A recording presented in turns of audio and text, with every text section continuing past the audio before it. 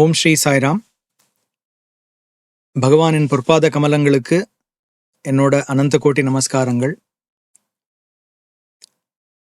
இந்த புனிதமான நவராத்திரி ஆர் தசரான்னு சொல்லக்கூடிய இந்த பீரியட்ல வேத புருஷ சப்தாக ஞான மகா யஜ்ஞம் அந்த அக்கேஷன்ஸில் எனக்கு கிடைச்ச சில எக்ஸ்பீரியன்சஸ், நான் கத்துண்ட சில விஷயங்களை உங்களோட ஷேர் பண்ணிக்கிறது எனக்கு ரொம்ப சந்தோஷமாக இருக்குது. பகவான் இந்த யஜ்ஞம் பண்ணும்பொழுது ஆன் மெனி அக்கேஷன்ஸ் சொல்லியிருக்கார். இப்போ அதாவது பிரசாந்த் நிலையத்தில் முதல்ல ஐ திங்க் ஒரு 2வது வருஷமோ 3வது வருஷமோ இது நடக்கும்போது அடுத்த நாள் பூர்ணாகுதி இருக்குது. முந்தின நாள் அங்கே எல்லார்கிட்டையும் பேசும்போது, டிவோட்டிஸ்ட்டை பேசும்போது அதில் சொல்கிறார் சுவாமி, எல்லாரும் நாளைக்கு பூர்ணாகுதி இருக்குன்னு சொல்லிட்டு அனந்தபூருக்கு, பெனுகொண்டாவுக்கு, இல்லை பெங்களூர்லேருந்து நிறையா திரவியங்கள் வாங்கின்னு கொடுக்கணும், அந்த ஹோமத்து அதில் ஆஃபர் பண்ணுறதுக்கு எடுத்துன்னு கொடுக்கணும்னு நிறைய பேர் நீங்கள் பிரயத்னப்பட்டு இருக்கீங்க.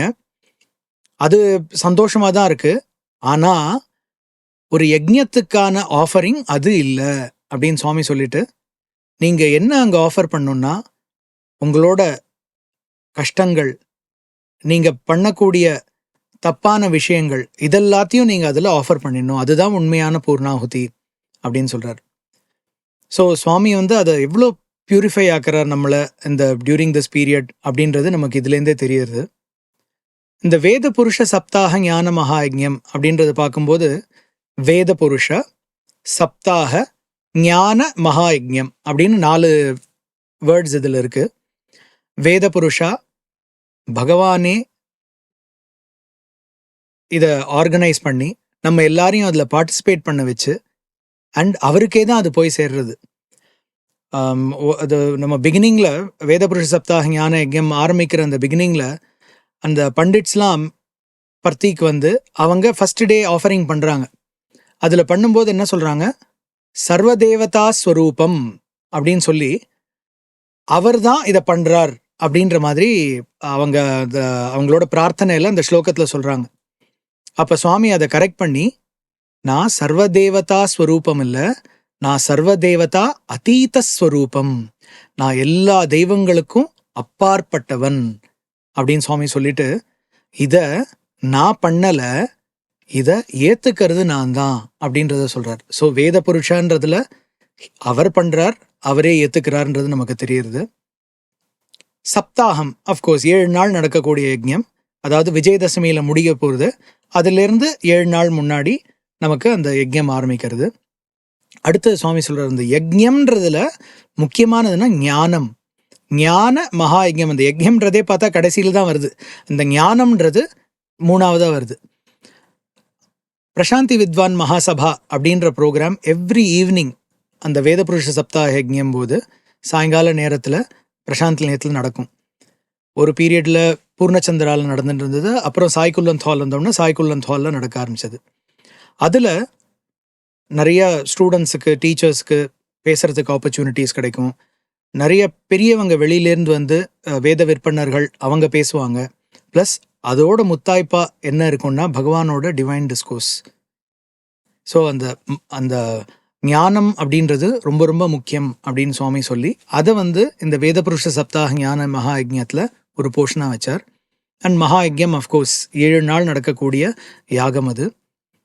ஸோ இந்த வேதபுருஷ சப்தாக ஞான மகா யஜ்ஞத்தில் எனக்கு சுவாமி நிறைய ஆப்பர்ச்சுனிட்டி கொடுத்துருந்தார். நான் ஸ்டூடெண்ட்டாக இருக்கிற பீரியடில், இன்ஃபேக்ட் நான் ஸ்டூடெண்ட் ஆகிறதுக்கு முன்னாடியே 1993 சுவாமி ஒரு பிரேக் விட்டுட்டு, அதாவது 1989 1989 வேதபுருஷ சப்தாக ஞான யஜ்ஞம் பண்ணிட்டு திருப்பி 1993 சுவாமி அதை ஆரம்பித்தார். அந்த வருஷம் நான் பால்விகாஸ் படிச்சுட்டு இருந்தேன், சென்னையில் தான் இருந்தேன்.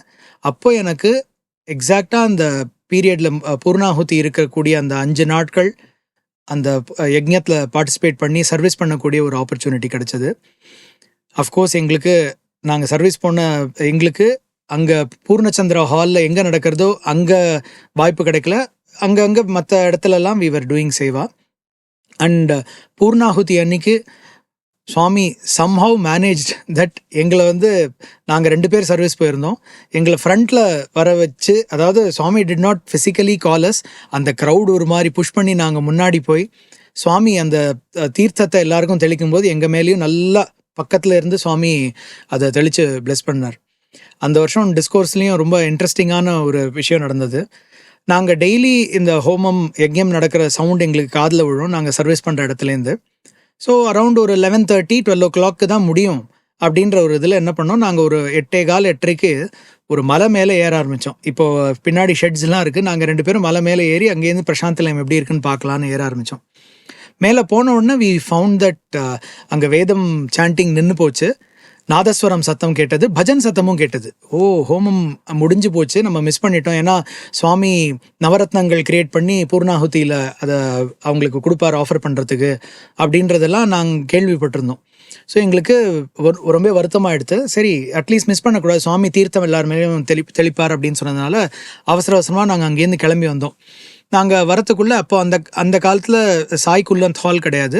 அங்கே வெளியில் இப்போது சாய் குல்லந்த் ஹால் இருக்கக்கூடிய இடத்துல சாண்ட்லாம் இருக்கும், அங்கே நிறைய டிவிஸ் வச்சுருப்பாங்க. சுவாமி பூர்ணச்சந்திரா ஹால்குள்ளே என்ன அங்கே நடந்துன்னு இருக்கோ அதை நாங்கள் டிவியில் பார்க்குறோம்.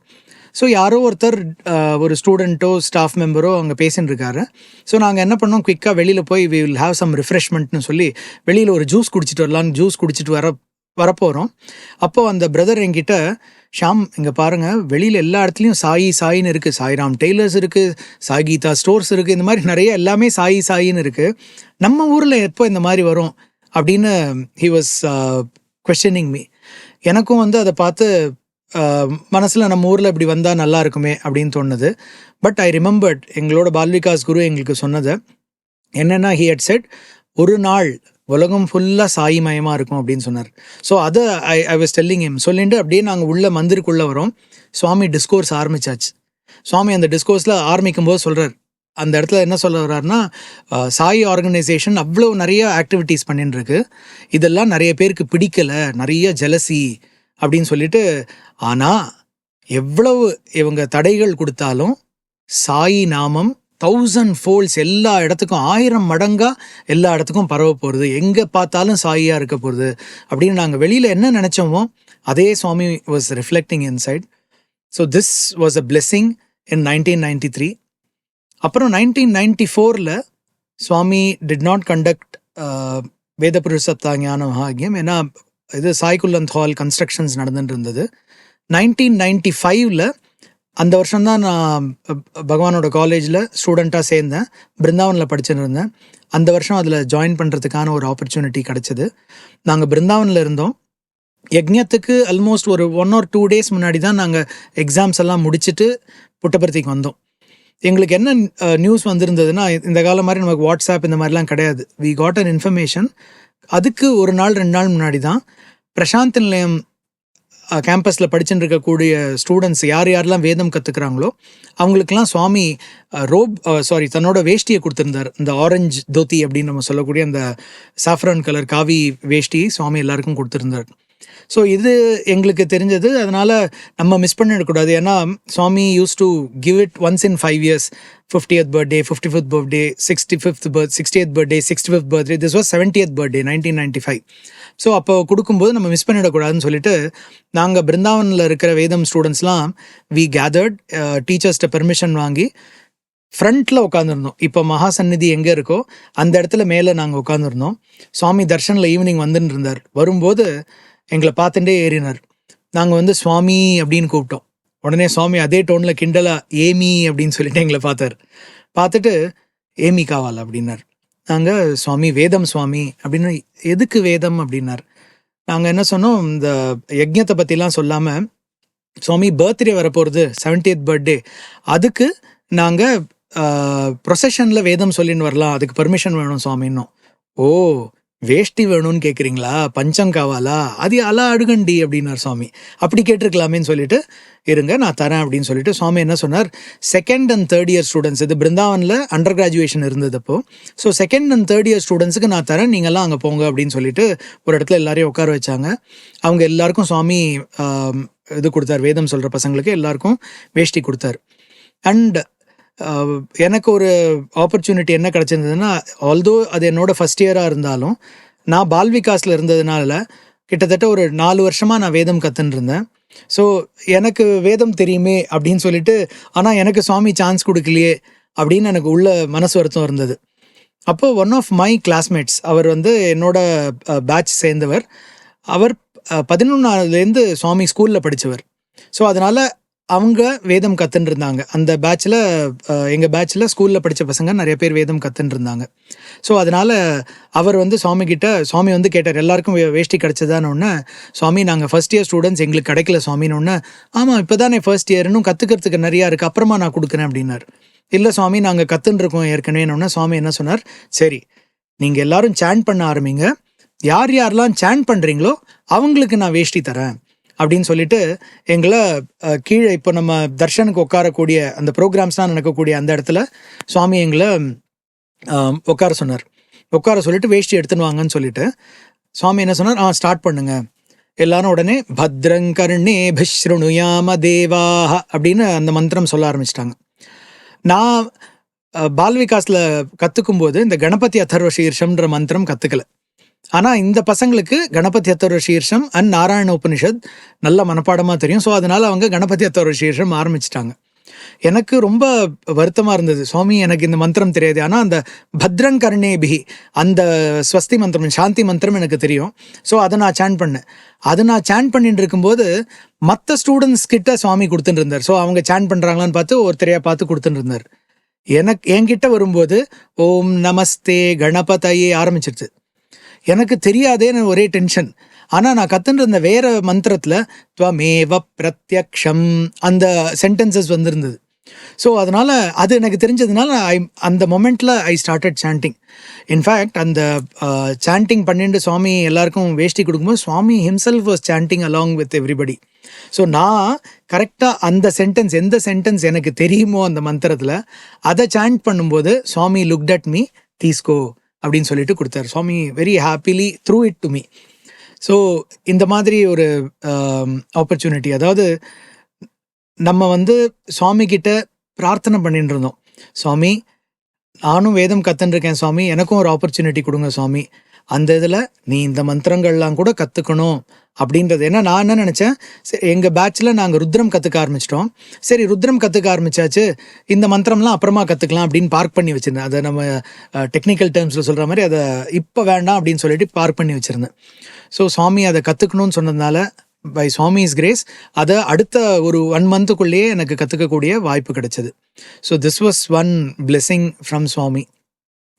அண்ட் இன்னொரு பியூட்டிஃபுல் விஷயம் இந்த வேத புருஷ சப்தாக ஞான மகாத்மியம் என்னென்னா, எந்த அக்கேஷன் எடுத்துட்டாலும், இப்போ லேட்டஸ்ட் டேக் ஒரு வீட்டில் ஒரு அம்மா இருக்காங்க, ஒரு குழந்தை இருக்குது, வீட்டுக்கு யாராவது விருந்தாளி வந்தால் சுவாமி என்ன பண்ணுவார், அந்த அம்மா என்ன பண்ணுவாங்க, அந்த குழந்தையோட டேலண்ட் என்னவோ அதை வந்து நீ பாடு, இல்லை நீ இன்ஸ்ட்ருமெண்ட் வாசிக்கிறியா வாசி, இல்லை டான்ஸ் ஆடு, இந்த மாதிரி ஒவ்வொரு விஷயமா அவங்களுக்கு ஒரு ஒரு பெருமையாக சொல்லிக்கிற மாதிரி அம்மா பண்ணுற மாதிரி சுவாமி இந்த வேதமாக இருக்கட்டும், மியூசிஷியன்ஸாக இருக்கட்டும், யார் அந்த ஃபீல்டில் யாராவது வந்திருந்தாங்கன்னா Swami would not miss an opportunity. என்னன்னா அவங்களுக்கு இங்கே பாருங்கள் என் students, my children, my boys அவங்க என்ன பண்ணுறாங்க, எவ்வளோ அழகாக பண்ணுறாங்க பாருங்கன்னு காமிப்பார். ஸோ இந்த மாதிரி என்ன ஆச்சு, ஐ திங்க் இது வந்து 2001 நினைக்கிறேன், நான் எம்டெக் படிச்சுட்டு இருந்த டைம். நாங்கள் அன்றைக்கி தான் ஆரம்பிக்க போகிறது ப்ரோக்ராம் வேத புருஷ சப்தாக ஞான யஜ்ஞம். அண்ட் அன்னைக்கு கலசஸ்தாபனம் நடக்கும். அண்ட் சுவாமி வந்து அங்கே பண்டிட்ஸ் வந்திருக்காங்க இல்லையா, அந்த பண்டிட்ஸ்க்கும் அவங்களோட ஒய்ஃப் அவங்களுக்கெல்லாம் சுவாமி வேஷ்டி புடவை இதெல்லாம் கொடுப்பார். ஸோ அவங்க ரெஸ்ட் ஆஃப் த டேஸ் அவங்க அதை கட்டின்னு வர மாதிரி அரேஞ்ச்மெண்ட்டோட. ஸோ அந்த காலத்தில் சுவாமி வாஸ் ஸ்டேயிங் இன் பூர்ணச்சந்திராவில் சுவாமியோட ரூம்லேருந்து சுவாமி அங்கேருந்து கிளம்பும்போது தர்ஷன் மியூசிக் இருக்கும். அப்புறம் தான் ஆஃப்டர் ஃபியூ இயர்ஸ் வேத பாராயணம் ஆரம்பித்தது. ஸோ தர்ஷன் மியூசிக் வந்தது. சுவாமி கேம் டு பஜன் ஹால். உள்ளே வரும்போதே எட்டி பார்த்துட்டு நாங்கள் எல்லாரும் பாய்ஸ் எல்லாரும் ஜென் சைடில் உட்காந்துட்டு இருந்தோம், அவங்க பண்டிட்ஸ் எல்லாம் அவங்களோட ஃபேமிலியோட லேடிஸ் சைடில் உட்காந்துருந்தாங்க.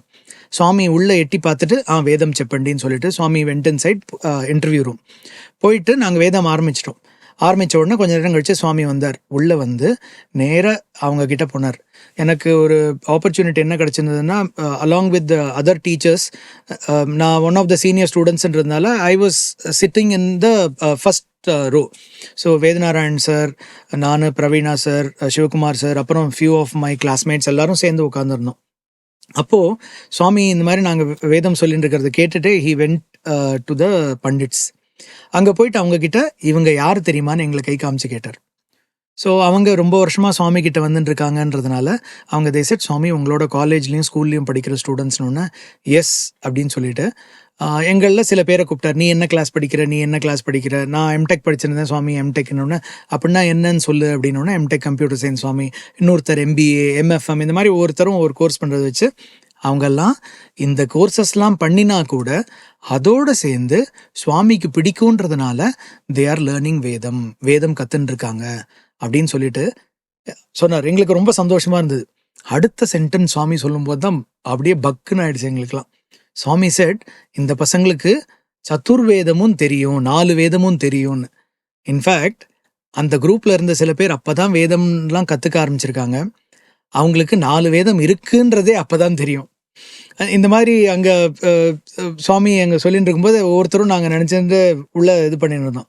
ஆனால் இதில் பியூட்டி என்னன்னா, சுவாமியோட அஷ்டோத்திரத்தில் சொல்கிற மாதிரி ஓம் ஸ்ரீ சாயி சுலப பிரசன்னாய நமஹ.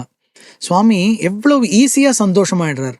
ஒரே ஒரு மந்திரம், அதாவது எங்களோட சீனியர் ஒருத்தர் சொல்லுவார், அவங்க வேத பாட்டசாலாவில் அப்போது அந்த காலத்தில் வேத பாட்டசாலை இருந்தது பர்த்தியில். அப்போது அவங்க அங்கே போகும்பொழுது சுவாமி பர்த்டேக்கு அவங்க சாண்ட் பண்ணுவாங்களாம். 3 மணி நேரம் சாண்ட் பண்ணுவாங்களாம். ஆனால் அவங்களுக்கு தெரிஞ்ச ஒரே மந்திரம் கணானாந்த்வாக்கு அப்புறம் மந்திர புஷ்பம், யோபாம் புஷ்பம் வேத. 3 மணி நேரமும் அதே யோபாம் புஷ்பம் வேத தான் திருப்பி திருப்பி சொல்லுவாங்க. But Swami was so happy with them. And even Veda Purusha சப்தாக ஞான யஜ்யம் போதும் அந்த பண்டிட்ஸ் ஒவ்வொரு இது ஷாக்கையாக அவங்க சொல்லிட்டு இருப்பாங்க, ஒவ்வொரு பிரான்ச் ஆஃப் வேதம் ஸ்டாண்ட் பண்ணிட்டு இருப்பாங்க. ஆனால் எங்களுக்கு தெரிஞ்சது லிமிட்டட் செட் ஆஃப் மந்த்ரம்ஸ். ஒரு 3 மணி நேரம் உட்காந்து சொல்லணும்னா கூட நாங்கள் we would keep chanting the same thing over and over again. ஆனால் சுவாமி அதையும் பார்த்து ரொம்ப சந்தோஷமாவார். ஸோ அவங்கள்ட்ட இப்படி சொல்லி தென் சுவாமி வாஸ் டெல்லிங் அஸ், அது மூலமாக என்ன சொல்ல வந்தார்னா, வேதம் இவ்வளவு இருக்குது, உனக்கு தெரிஞ்சிருச்சுன்றதுனால, உனக்கு கொஞ்சம் தெரிஞ்சிருச்சுன்றதுனால ரொம்ப பெருமைப்படாத, இன்னும் நிறையா கற்றுக்கணும், சொல்லி கொடுக்கணும் அப்படின்றது தான் அதுலேருந்து புரிஞ்சிருந்தது. இன்னொரு விஷயம் இந்த வேத புருஷ சப்தாக ஞான யஜ்ஞத்தில் நடக்கக்கூடியது என்னென்னா, அது ஜென்ரலாக பப்ளிக்கு தெரியாத ஒரு விஷயம் என்னென்னா, சாயங்கால பூஜை அங்கே பூர்ணச்சந்திரா ஹாலில் எங்கே அந்த கலசம் வச்சு அது குங்குமார்ச்சனை பண்ணியிருப்பாங்களோ அந்த இடத்துல சாயங்கால பூஜை நடக்கும். அதாவது இங்கே பிரசாந்தி வித்வன் மகாசபா சாய்குல்லம் ஹாலில் நடந்துட்டு இருக்கும். அது நடந்துட்டு இருக்கும்போது சுவாமியோட டிஸ்கோர்ஸ் நடந்துட்டு இருக்கும்போது இவங்க அதை ஆரம்பிச்சிருவாங்க. ஸோ சுவாமியோட டிஸ்கோர்ஸ் முடித்த உடனே, ஆரத்தி முடித்த உடனே Swami would retire back to his residence. நாங்கள் எங்கள் ஒரு 10-15 பேர் இன்க்ளூடிங் சம் டீச்சர்ஸ், எங்களுக்கு ஒரு ஆப்பர்ச்சுனிட்டி கிடச்சிருந்தது. என்னென்னா, நாங்கள் உள்ள பூர்ணச்சந்திரா ஹாலில் உள்ளே போய் நாங்கள் அந்த சாயங்கால பூஜாவில் பார்ட்டிசிபேட் பண்ணலாம். பார்ட்டிசிபேட் பண்ணுறதுனா நாங்கள் அங்கே போய் என்னமோ பண்ணுறோம், ஹெல்ப் எல்லாம் இல்லை. கீழே உட்காந்துருப்போம். பூர்ணச்சந்திரா ஹாலில் ஷட்டர்ஸ் எல்லாம் க்ளோஸ் ஆகிருக்கும். கீழே நாங்கள் உட்காந்துருப்போம். மேலே அந்த பண்டிட்ஸ் அந்த பாராயணம் அன்னைக்கு என்னென்னலாம் படித்தாங்களோ, தேவி பாகவதம், ராமாயணம் ஆர் ஸ்ரீமத் பாகவதம் எது படித்தாங்களோ, இல்லை பகவத்கீதா, அதில் அவங்க அன்னைக்கு என்ன படித்தாங்களோ அதை ஒரு பீஸ் எடுத்து அவங்க அங்கே ஷேர் பண்ணுவாங்க. மந்திரங்கள்லாம் இருக்கும். அண்ட் சில நாட்கள், அதாவது most of the days I would say, இந்த நான் 7 இயர்ஸ் படிச்சிருந்த அந்த பீரியடில் 7 நாள் 7 இயர்ஸ் படித்தேன். அண்ட் திஸ் வாஸ் சப்தாக யஜ்யம். ஸோ 7 into 7 days இந்த மாதிரி ஒரு ஆப்பர்ச்சுனிட்டி கிடச்சிது. ஸோ அந்த நாட்களில் ஆல்மோஸ்ட் 50% ஆஃப் த டே சுவாமி என்ன பண்ணுவார்னா, ஆரத்தி முடிஞ்சிட்டு சுவாமி ரூமுக்கு போயிட்டு யாரையாவது பார்த்துட்டு he would come back again. இங்கே வருவார் இந்த பூர்ணச்சந்திரா ஹாலில். இந்த அவங்க ஆஃபரிங் ஆரத்திக்காக வெயிட் பண்ணிட்டு இருப்பாங்க. சுவாமி வந்த உடனே ஆரத்தி எடுப்பாங்க. ஸோ ஒரு பர்டிகுலர் டே என்ன ஆச்சுன்னா, அவங்க அந்த பாராயணம் பண்ணாங்க. சுவாமி வந்தார். சுவாமி வந்த உடனே இது சுவாமி ஆரம்பிங்க அப்படின்னாரு. ஆரம்பிங்கன்னா தாத்தா புரஸ்தா திமுதா ஜஹாரன்னு ஆரம்பித்து மந்திர புஷ்பம் சாண்ட் பண்ணுவாங்க. ஓம் தத் பிரம்மா இதெல்லாம் சொல்லி முடிப்பாங்க. ஸோ அப்படி சொல்லும்பொழுது, அது சொல்லின்னு இருக்கும்போது நாங்கள் அவங்களோட சேர்ந்து சொன்னோம். அதாவது பண்டிட்ஸோடு சேர்ந்து நாங்கள் இங்கே இருக்கக்கூடிய 10-15 பேர் நாங்கள் சேர்ந்து சொன்னோம். சுவாமி என்ன சொன்னார்னா, இல்லை அவங்க ஒரு லைன் சொல்லட்டும், நீங்கள் ஒரு லைன் சொல்லுங்கள் அப்படின்னார். ஸோ நாங்கள் இமீடியட்டாக அந்த ஃபார்மேட்டில், இந்த ஸ்வஸ்தின்னு சொல்லக்கூடிய அந்த ஃபார்மேட்டில் நாங்கள் சாண்ட் பண்ண ஆரம்பித்தோம். அப்போது அந்த இடத்துல எப்படி அமைஞ்சிருந்ததுன்னா, ஷட்டர்ஸ் போட்டிருக்கு, நாங்கள் கீழே இருக்கோம், எங்களுக்கு மேலே பெரிய, எல்லாரும் பூர்ணச்சந்திரா ஹால் பார்த்துருப்பீங்க, ரெய்ஸ்ட் ரூஃப். அண்ட் நாங்கள் இருக்கிற இடம், நாங்கள் கொஞ்சம் பேர் இருந்தாலும் நல்லா ஆம்ப்ளிஃபை பண்ணி வர மாதிரி இருந்தது. அண்ட் பண்டிட்ஸ் இருந்த இடம், அவங்க மேடை மேலே அங்கே இருந்தாங்க, அந்த சைடில் ரெயிலிங்ஸ் இருக்கும் இல்லையா, அந்த இடத்துல அவங்க இருந்தாங்க. ஸோ அந்த இடத்துல அவங்க நின்று அங்கே சாண்ட் பண்ணிட்டு இருக்காங்க. சுவாமி மேடை மேலே நின்றுட்டு, ஸ்டேஜ் மேலே நின்றுட்டு அங்கேருந்து பார்த்துட்டு இருக்காரு. ஸோ ஒரு அந்த பக்கம் பார்த்தா அவங்க, இந்த பக்கம் பார்த்தா நாங்கள், அந்த மாதிரி ஒரு பொசிஷனில் சுவாமி நின்றுட்டு இருக்காரு. And Swami was so happy. சுவாமியோட ஃபேஸில் அது தெரிஞ்சது. ஏன்னா நாங்கள் நின்றுன்னு சொல்கிற இடம் அவ்வளோ கணீர்னு கேட்குறது. அன்ஃபார்ச்சுனேட்லி அவங்க அக்குஸ்டிக்கலி அவ்வளோ நல்ல இடத்துல அவங்க எல்லாம், மைக்ஸ்லாம் கிடையாது. ஆனால் அவங்க அவ்வளோ வருஷம் கற்றுன்னு இருக்காங்க. சாதாரணமாக எங்களை பக்கத்தில் வச்சு சொல்ல வச்சா ஆப்வியஸ்லி அவங்க சொல்கிறது தான் நல்லா ஸ்ட்ராங்காக இருக்கும். அதில் ஒருத்தர் சொன்னாலும் எங்கள் எல்லாரோட வால்யூமும் ட்ரவுன் ஆகிற மாதிரி தான் இருக்கும். ஆனால் அப்படி ஒரு அக்கேஷனை ஏற்படுத்தி நாங்கள் சொல்கிறது நல்லா கேட்குற மாதிரி சுவாமி அதை பண்ணி, he was very happy. Pundits எல்லாம் கூப்பிட்டு அவங்களுக்கெல்லாம் பிரசாதம் கொடுத்தாரு. அண்ட் நாங்கள் கீழே இருந்தோம், எங்களையும் கூப்பிட்டார், கம் அப்படின்னு சொல்லிட்டு. உள்ளேருந்து அசார்ட்டடாக ஸ்வீட்ஸ் வந்திருந்தது. அதில் ஒவ்வொருத்தர், எல்லாம் நாங்கள் 15 பேர் தான், ஒவ்வொருத்தர் போகும்போது ஒருத்தருக்கு கையில் ஒன்று, ஒருத்தருக்கு மைசூர் பாக்கு, இன்னொருத்தருக்கு லட்டு, இந்த மாதிரி வருது. நான் சுவாமிகிட்ட பிரார்த்தனை பண்ணுறேன், சுவாமி எனக்கு பிடிச்ச ஸ்வீட் வரணும் சுவாமி, தயவு செஞ்சு பிடிக்காத ஸ்வீட் கொடுத்துடாதீங்க அப்படின்றேன். எனக்கு முன்னாடி பையன் போகிறான், அவன் கையில் ப்ராபப்ளி மைசூர் பாக்கோ லட்டோ இருந்திருக்கும். நான் போனோடனே சுவாமி எடுத்து இப்படி கையில் வச்சார். பார்த்தா பாதுஷா, எனக்கு பிடிக்கவே பிடிக்காத ஸ்வீட் பாதுஷா.